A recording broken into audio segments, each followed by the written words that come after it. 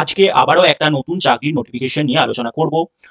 The West Bengal power development corporation limited, WBPDCL, সেখান থেকে বিভিন্ন টিচিং এবং নন টিচিং পোস্টের ভ্যাকেন্সি বেরিয়েছে। প্রথমেই আমি যেটা বলে রাখি, এই ভিডিওটা কিন্তু শুধুমাত্র তাদের জন্যই যাদের ইমিডিয়েট একটা চাকরির দরকার, এবং শুধু তাই না, তার সাথে যাদের সাবজেক্ট নলেজ খুবই ভালো, শুধুমাত্র তাদের জন্যই। কেন বলছি? কারণ হচ্ছে টিচিং রিলেটেড যে পোস্টগুলো রয়েছে তার ভ্যাকেন্সি খুবই কম। তো প্রথমেই আমি বলে রাখছি এটা, আহ, একদম তোমরা যদি শেষের ভিডিওতে দেখো তো তোমাদের অনেকে খারাপ লাগতে পারে যে ভ্যাকেন্সি এত কম, তাই আমি প্রথমেই বলে রাখছি যে টিচিং রিলেটেড ভ্যাকেন্সি খুবই কম। হ্যাঁ, তবে নন টিচিং যে একটা পোস্ট রয়েছে যেটাতে সবাই অ্যাপ্লাই করতে পারবে, সেটার ভ্যাকেন্সি তুলনামূলক একটু বেশি, ভালো রকম ভ্যাকেন্সি রয়েছে। বাকি পোস্টগুলোর থেকে তুলনামূলকভাবে একটু বেশি, খুব বেশি না। তো যাই হোক, তো আমরা এবার দেখি নোটিফিকেশনটা ডিটেলসে। এটা ভিডিওটা বানাতে আমার একটু লেট হয়ে গেল। এটার কিন্তু লাস্ট ডেট 13 তারিখ, 13ই অক্টোবর লাস্ট ডেট। তো তোমরা ইমিডিয়েট আজকালের মধ্যে ফর্ম ফিল আপ করে নেবে। আমরা মেনলি যে পোস্টগুলোর জন্য দেখবো, এখানে আলোচনা করব।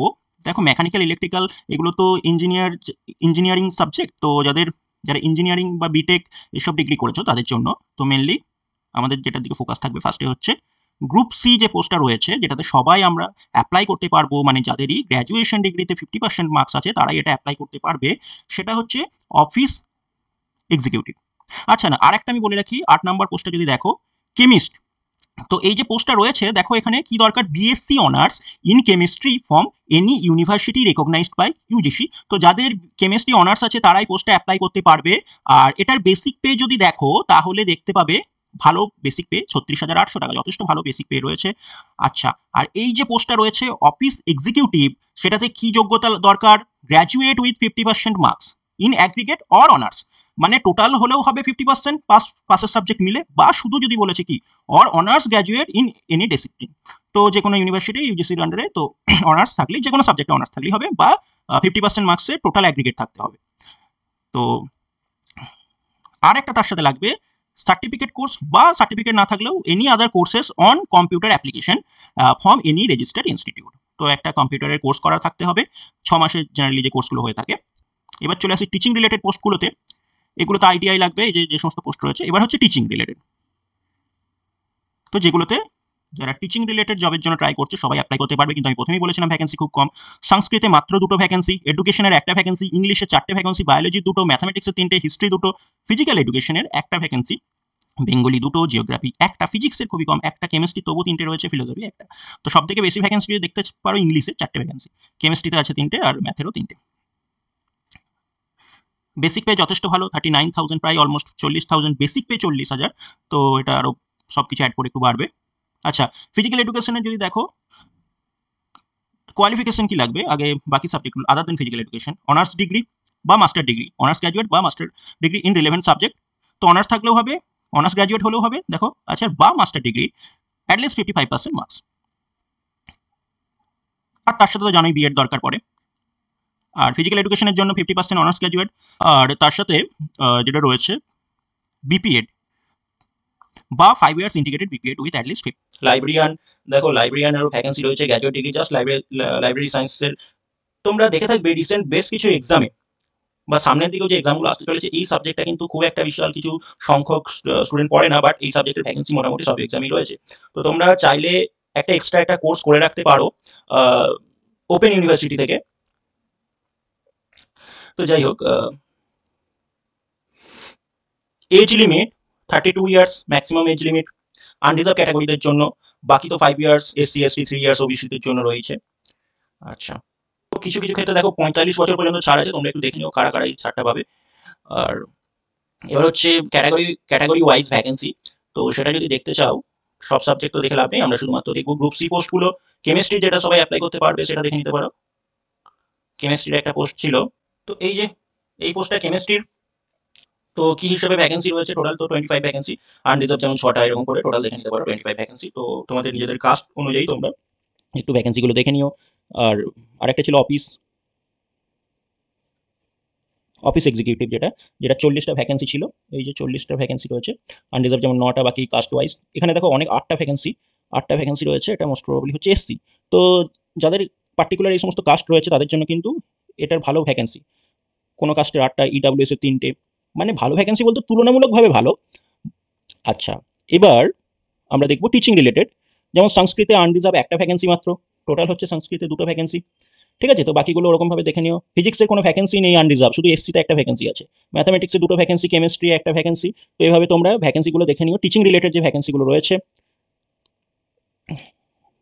অ্যাপ্লিকেশন ফিজ 1000 টাকা, আনরিজার্ভ ইডাব্লিউএস ওবিসিদের জন্য 1000 টাকা, আর এসসি এসটি বাকিদের জন্য, বা যারা ডাব্লিউবিপিটিসিএল কন্ট্রাক্টর ওয়ার্কার্স এসব যারা রয়েছেন, তো বাকিদের জন্য exempted from payment of application fees, মানে তাদের কোনো আর ফিস লাগছে না। লাস্ট ডেট 13 তারিখ, যেটা আমি প্রথমেই বলেছি যে একদমই ডেট টাইম নেই। আর আজ যারা এখনো পর্যন্ত ফর্ম ফিল আপ করোনি, তারা আজকে বা কালকের মধ্যে অবশ্যই রাত 12টার আগে অবশ্যই ফর্ম ফিল আপ করে নিতে হবে। আজকে বা কালকের মধ্যে করে নিও সবাই। সিলেকশন প্রসেস দেখতে পাচ্ছ, বেঙ্গলি নেপালি মানে ল্যাঙ্গুয়েজ একটা 10 মার্কসের টেস্ট হবে, language test in Bengali Nepali is compulsory for all the post. যা কিছুই পোস্ট রয়েছে না কেন, প্রত্যেকটার জন্য কিন্তু এই বেঙ্গলি, যাদের বেঙ্গলি ম্যাক্সিমাম তো বেঙ্গলি ল্যাঙ্গুয়েজই আছো, তো বেঙ্গলি সাবজেক্টের ওপর টেস্ট হবে 10 মার্কসের, যেখানে কত পেতে হবে, minimum 4 sectional cut out. Computer based test হবে। The candidates must have passed the language test. দেখে রাখবে। For the post of assistant manager, এগুলো তো দেখে লাভ নেই। আমরা শুধুমাত্র যেটা দেখবো, টিচিং রিলেটেড যে পোস্টগুলো রয়েছে, এগুলো আমাদের দেখে এতটা লাভ নেই। তোমরা যদি ইচ্ছুক থাকো তো দেখে নিতে পারো, তোমাদের যদি সেই কোয়ালিফিকেশন থাকে এই বাকি পোস্টগুলো তো দেখতে পারো। আমরা মেনলি আলোচনা করবো অফিস এক্সিকিউটিভ, কারণ এটা সবাই অ্যাপ্লাই করতে পারবে, শুধু গ্র্যাজুয়েশন পাস থাকলে এটা অ্যাপ্লাই করতে পারছে। ঠিক আছে, কম্পিউটার প্রফিসিয়েন্সি টেস্ট হবে, তারপর শর্টলিস্টেড হবে on the basis of marks score computer টেস্টে। Finally, all the successful candidate of computer proficiency test shall be called personal interview এর জন্য, তারপর ডাকা হবে 1:3 রেশিওতে। লিস্টে ভ্যাকেন্সি আছে, এটার 40:, তার মানে 120 জনকে ডাকা হবে ইন্টারভিউ এর জন্য। তারপর ফাইনাল মেরিট লিস্ট যেটা হবে এলিজিবল ক্যান্ডিডেটদের জন্য, সেটা হচ্ছে prepare based on the combined performance. তো কম্পিউটার বেসড টেস্টে কেমন রেজাল্ট প্লাস পার্সোনাল ইন্টারভিউ দুটো মিলে অ্যাড করে হবে। 100 মার্কসের হবে 60। তারপর হবে কম্পিউটার প্রফিসিয়েন্সি টেস্টও হবে, কারণ এটা যেহেতু গ্রুপ সি পোস্ট তাই এটা আছে। সিপিটি হবে, তারপর পার্সোনাল ইন্টারভিউ আছে, সেটাও 100 মার্কসের, সবগুলি 100 মার্কসের, টোটাল 300 মার্কস। সেন্টার কোথায় হবে ইন্টারভিউ এর, কলকাতা।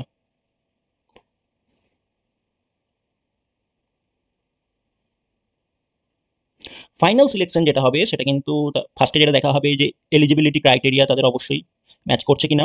তারপর মেনলি যেটা হবে combined performance in CBT, computer proficiency test, marks of personal interview, fitness in pre employment medical checkup, যেটা সব চাকরির ক্ষেত্রেই হয়ে থাকে, তোমরা জানো সেটা।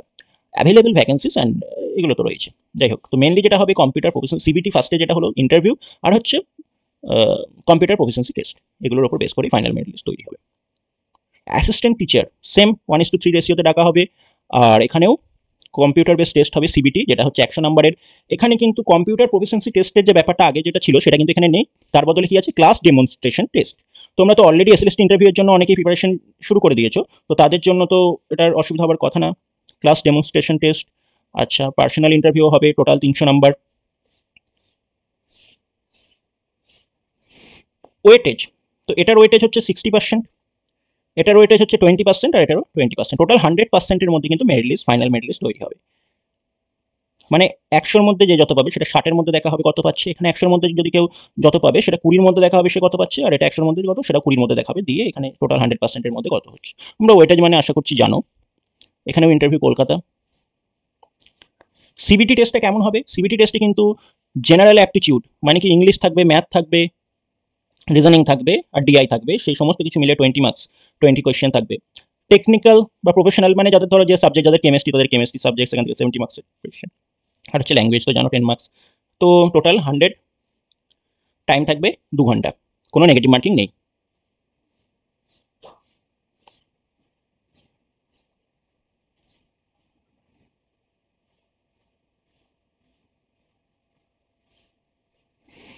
কী কী লাগবে, ডকুমেন্ট স্ক্যান আপলোড কী করতে হবে, ফটোগ্রাফ যেটা জানো সব ফর্ম ফিল আপই হয়ে থাকে, সিগনেচার, কিছু স্ক্যানিং ডকুমেন্ট কী কী লাগছে তোমরা ফর্ম ফিল আপ করার সময় দেখতে পাবে সেটা। আচ্ছা, কত থেকে কত কেবির মধ্যে, এগুলো একটু দেখে নিও। এবার দেখবো সেন্টার কোথায় কোথায় রয়েছে।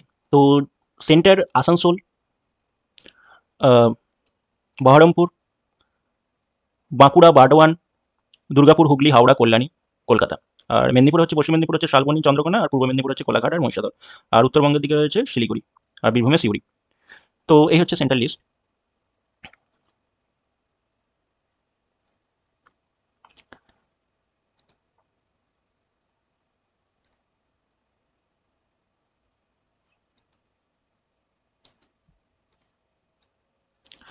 তোমাদের ফর্ম ফিল আপে কোনো কিছু প্রবলেম হলে বা আরও কিছু জানার দরকার পড়লে অবশ্যই সেটা এই রিলেটেড আরও কিছু জানার যদি দরকার পড়ে অবশ্যই সেটা তোমরা কমেন্ট বক্সে জানিও। আর তাছাড়াও যদি ফর্ম ফিল আপ রিলেটেড কিছু প্রবলেম থাকে বা আরও আদার্স কিছু প্রবলেম থাকলে তোমরা এই নাম্বারটায় কল করে দেখতে পারো বা এই ইমেল আইডিতে ইমেল করে দেখতে পারো। তো এই গেল আজকের নোটিফিকেশন। বেশ কিছু নোটিফিকেশন রয়েছে যেগুলো নিয়ে আমরা পরবর্তী ক্ষেত্রে আলোচনা করব। আর এই সপ্তাহে তো ক্লাস শুরু করার কথা ছিল, বাট কিছু বিশেষ কারণে করা হয়ে ওঠেনি। তো সামনের সপ্তাহ থেকে অবশ্যই ইএমআরএস টায়ার 1 আর আপার প্রাইমারি ক্লাসের সপ্তাহ থেকে ইএমআরএস টায়ার 1 আর হচ্ছে আপার প্রাইমারি ক্লাস অবশ্যই শুরু হবে। কোনো রকম ফিস লাগবে না, সম্পূর্ণ বিনামূল্যে ইউটিউবে দেখতে পাবে ক্লাস। আর পারলে একটু ভিডিওটাকে শেয়ার করে দিও। আর অবশ্যই যারা এখনো সাবস্ক্রাইব করোনি চ্যানেলটিকে সাবস্ক্রাইব করে রেখো।